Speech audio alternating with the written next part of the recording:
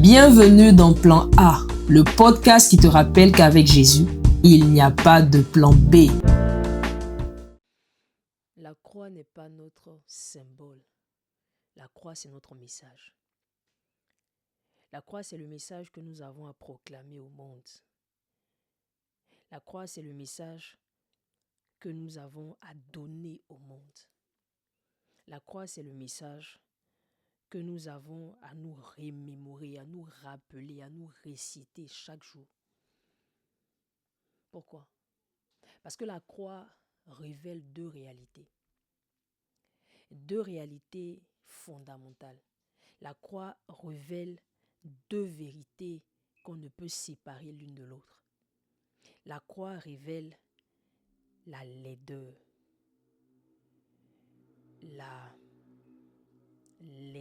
la puanteur du péché.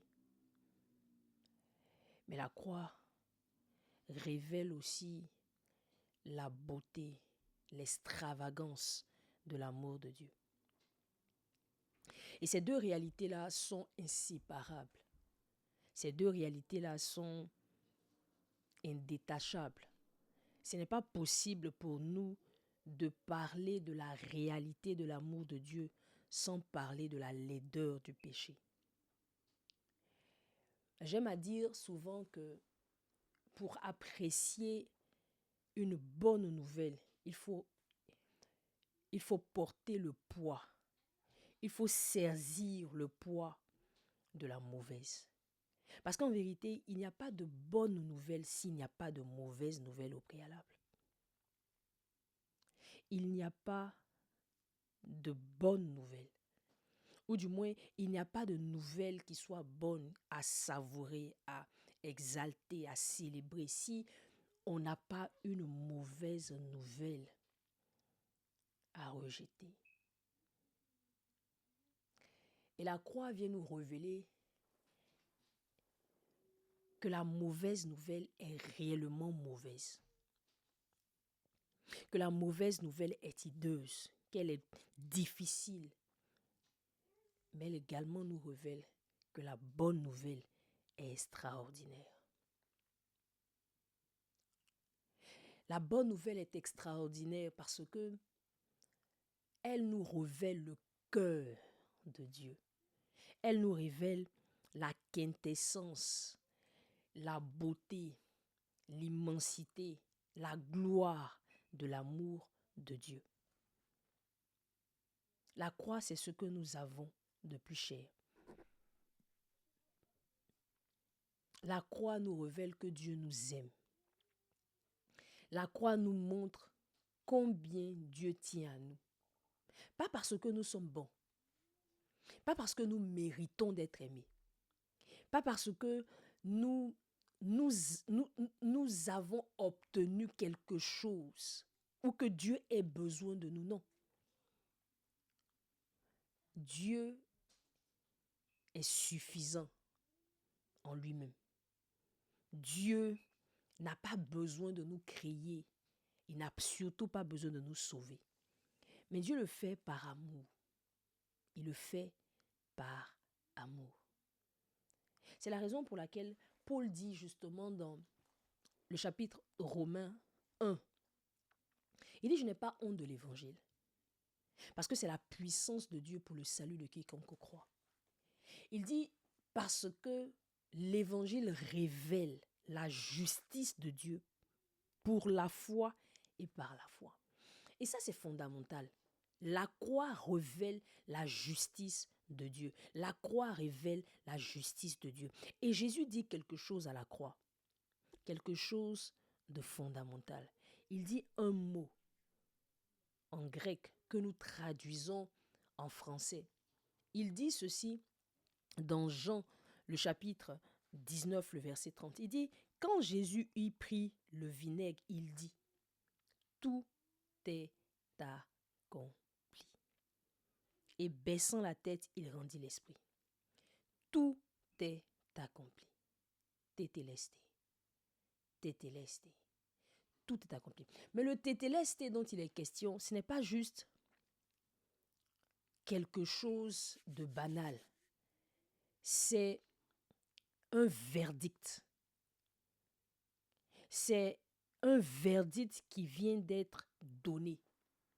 C'est une dette qui a été payée. C'est quelque chose qui a été arraché. C'est une sentence qui vient d'être donnée. Tétélesté. Tout est accompli. Vous savez, il y a un phénomène dans la parole. Pas un phénomène, mais une action ou un événement qui se passe juste avant que Jésus n'aille justement dans le jardin où Judas et les soldats viennent le prendre. Avant de partir, Jésus leur dit, vendez vos tuniques pour vous acheter des épées. Et les disciples lui disent, on en a 2. Il dit, ça suffit, c'est suffisant, on peut y aller. Tu te demandes la question de savoir, mais pourquoi ils ont besoin d'une épée?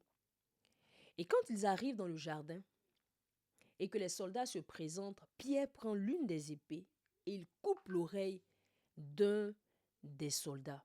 Et Jésus lui dit ceci.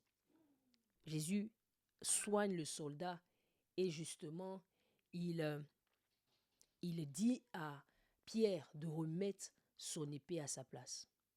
Mais pourtant, c'est lui qui leur a dit justement de prendre l'épée. Mais quand tu regardes le texte, nous nous rendons compte de ceci. C'est que la Bible dit que Jésus leur dit ceci afin que s'accomplisse la parole du prophète. Et quelle est cette parole? Il a été trouvé parmi les brigands, parmi les voyous. Il a été trouvé parmi les malfaiteurs. En réalité, Jésus a dû accomplir tout ce que les prophètes avaient dit.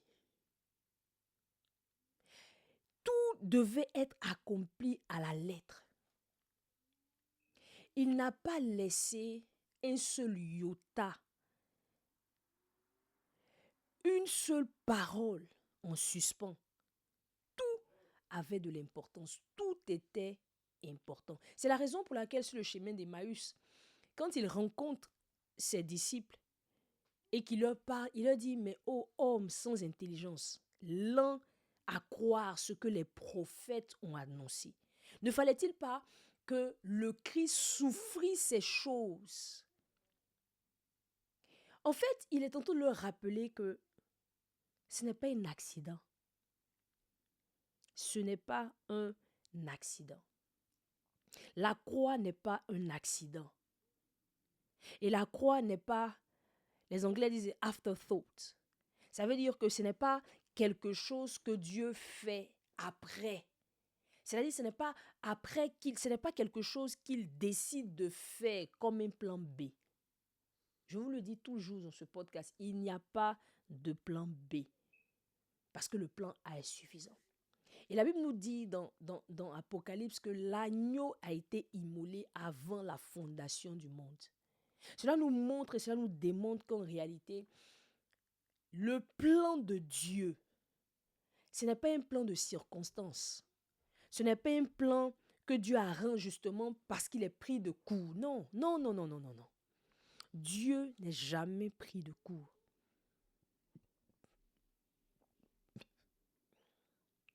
Dieu n'est pas dépassé par les événements. Lorsque Adam pêche, Dieu ne commence pas à tourner dans tous les sens et se dit, bah, mais qu'est-ce qu'on va faire? Oh, on n'avait pas prévu ça. Voici, il faut qu'on sorte avec un plan. Mais non. Dieu annonce là ce qu'il va faire. Il annonce ce qu'il va faire. Ce n'est pas là qu'il planifie, il annonce. La Bible dit que tout, même le méchant, serve justement à quelque chose dans le plan de Dieu. Et la croix vient nous révéler cette réalité. Lorsque l'apôtre Paul, justement, expose l'évangile, dans 1 Corinthiens, le chapitre 15, il dit ceci. Il dit, je vous ai annoncé l'évangile de Jésus-Christ. Et il commence à dire, selon les Écritures, selon les Écritures. Et lorsque nous parlons de selon les Écritures, il faut comprendre justement qu'en réalité, toute la parole de Dieu parle de ces choses. La croix n'est pas juste quelque chose qui intervient à une période de la vie simplement parce que les gens sont mauvais. Non. La croix, c'est le lieu où Dieu règle ses comptes avec le péché, avec la mort, avec le diable. Et où la colère de Dieu, où la justice de Dieu est satisfaite pleinement. La croix, c'est comme la cour de justice dans laquelle le procès se tient. La croix n'est pas juste un symbole. La croix n'est pas juste un bijou que nous arborons. La croix, c'est le message que nous portons. C'est la raison pour laquelle Paul dit « Je n'ai connu parmi vous rien d'autre écrit que Christ et Christ crucifié ».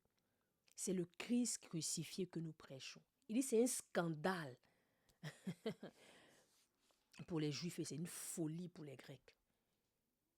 Les uns cherchent quelque chose de religieux, quelque chose de grand, de spectaculaire. Les autres cherchent quelque chose de logique, quelque chose de philosophique, quelque chose d'exquis. Il dit c'est un scandale pour les Juifs, c'est une folie pour les Grecs. Mais pour nous qui croyons, c'est la puissance de Dieu pour le salut. C'est la puissance de Dieu pour le salut. La croix, c'est ce que nous célébrons. Tout est accompli. À la croix, tout est accompli. Toute la lettre est accomplie. Jésus dit, ce qu'il est annoncé de moi dans Moïse, dans les prophètes et dans les psaumes. La croix, c'est le seul message que nous avons. Lorsque nous parlons de plan A, nous n'essayons pas d'être arrogants, d'être prétentieux. Nous rappelons seulement à la conscience de chaque enfant de Dieu qu'en réalité, Dieu n'a jamais eu d'autre plan que ça. Dieu n'a jamais eu d'autre plan que ça. La Bible dit qu'en lui, avant la fondation du monde, Dieu nous avait élus et nous avait choisis. L'élection de Dieu ne dépend pas justement de ce que nous aurions pu faire, de ce que nous aurions pu planifier, de nos actions. Non, il dépend justement de la connaissance, de l'amour, de la souveraineté de Dieu. Et la volonté de Dieu, elle est une, elle est indivisible. Et si tu veux connaître la volonté de Dieu, regarde à la croix. Tu veux connaître l'amour de Dieu pour toi, regarde à la croix. Vous savez, c'est facile parfois pour nous de tomber dans toute forme de dépression, dans toute forme d'insatisfaction, parce que nous avons les regards ailleurs que dans le lieu où nous devons l'avoir. Quand Jésus prononce ces paroles, tout est accompli. Il donne une sentence et il affirme que notre dette a été payée. Il affirme que le mur de séparation qu'il y avait entre nous et Dieu a été brisé. Il affirme que nous sommes passés justement d'une dispensation à une autre. Il affirme que nous sommes passés d'un endroit à un autre. Il affirme que nous sommes passés de quelque chose. Il affirme qu'il a accompli ce qu'il devait accomplir. Dieu nous aime tellement. Dieu nous aime tellement. Et l'amour de Dieu pour nous n'a pas de limite. L'amour de Dieu pour nous n'a pas de limite. Dieu n'a pas de limite dans son amour. C'est la raison pour laquelle Paul peut dire, il n'a pas retenu son fils, s'il a livré son fils pour nous tous, qu'est-ce qu'il ne va pas nous donner avec lui? L'amour de Dieu pour nous n'est pas fonction de nos actions. Elle n'est pas fonction de nos performances. Elle n'est pas fonction de ce que nous faisons, de ce que nous ne faisons pas. L'amour de Dieu est immuable. Et l'amour de Dieu repose sur qui Dieu est lui-même. Et c'est ça qui rend l'amour de Dieu excellent, sécure. C'est pour ça que justement nous pouvons le bénir, nous pouvons le célébrer. Parce que quand nous regardons la croix, nous voyons à quel point le péché est vilain, le péché est hideux, le péché est laid. Nous voyons à quel point Dieu prend le péché au sérieux. Dieu prend le péché au sérieux. Je ne dis pas simplement, oh, c'est pas grave, je le mets sur la corde. Non, non, non, le péché doit être payé. Parce que c'est grave. Parce que c'est grave. Parfois, les gens, quand on regarde le péché, on a l'impression que le péché, oh non seulement le péché, c'est simplement faire une action qui va à l'encontre de la loi. C'est vrai. Mais le péché, dans son essence, c'est une rébellion cosmique. Je donne un exemple. Tu vas prendre, par exemple, une pierre, un caillou. Et quand tu vas prendre ce caillou-là, tu vas aller gratter la route, le bitume. Et lorsque tu vas le faire, il n'y aura pas d'incidence. On va te dire au pic sur la route. Mais tu vas prendre ce même caillou, même toi. Et tu vas gratter la voiture de quelqu'un. La personne va peut-être te traduire en justice pour te demander de payer les dommages que tu as causés à sa voiture. Mais si tu prends ce même caillou et que tu casses l'œil de quelqu'un, tu vas aller en prison. Et si tu prends ce même caillou, que tu ne casses pas seulement l'œil de quelqu'un, que tu prends cette personne et que cette personne meurt, tu risques une peine très lourde. Parce que pour meurtre, le même caillou, même offense. Mais plus ça change d'objet, plus la personne, justement, l'objet sur lequel l'offense ou le crime est commis grandit en valeur, plus la peine devient plus grande. Donc, le problème du péché, ce n'est pas tellement le péché lui-même, mais c'est contre qui c'est commis. C'est ce que ça représente. Dieu hait le péché parce qu'en fait, il nous a créés pour lui. Il nous a créés pour qu'on le reflète. Il nous a créés pour que justement on puisse le représenter sur la terre. Et lorsque nous péchons, nous nous positionnons automatiquement comme des rebelles. Nous nous positionnons automatiquement comme des personnes qui s'opposent ou qui s'insurgent justement contre son règne. Et ça, c'est une offense grave. Et parce que nous le faisons, c'est de cette envie, ce désir de vouloir s'émanciper, s'auto-libérer de Dieu qui nous pousse justement à poser toutes les actions. Donc le péché n'est pas d'abord les actions que nous posons, mais c'est la posture de notre cœur d'abord.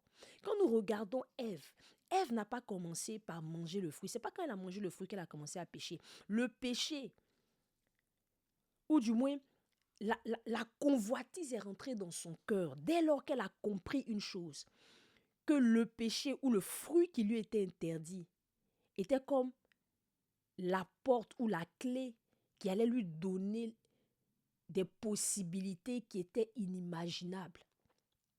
Et ça lui permet de pouvoir s'émanciper de Dieu. Elle a vu sa liberté. Elle a vu qu'elle elle serait capable de pouvoir tenir Dieu en face, de pouvoir être capable de pouvoir être maîtresse de son propre destin. En réalité, le péché, c'est notre désir d'autonomie. C'est notre désir d'indépendance. On n'a pas été créé pour l'indépendance. On n'a pas été créé pour l'autonomie. On a été créé pour une dépendance d'amour. Mais la raison pour laquelle le péché semble tellement bon, c'est parce que le péché nous promet quelque chose de méchant, quelque chose de fallacieux. Le péché nous promet une indépendance en dehors de Dieu. Nous avons l'impression que le péché nous fait croire que c'est Dieu qui est l'oppresseur et que le péché est le libérateur. Alors à la croix, nous voyons la vérité sur le péché. Nous voyons comment le péché est hideux. Regardez comment Christ est mort. Il a été battu. Il a été mis à nu. Il a été frappé, moqué, insulté, rejeté, méprisé. Toutes sortes de choses. Tous les péchés se sont réunis là pour tuer Dieu qui était venu pourtant nous sauver. Mais ce qui fait la beauté, le péché est hideux. Mais plus, c'est pourquoi Paul peut dire, là où le péché a abondé, la la grâce a surabondé. Parce que le péché ne peut pas noyer la grâce.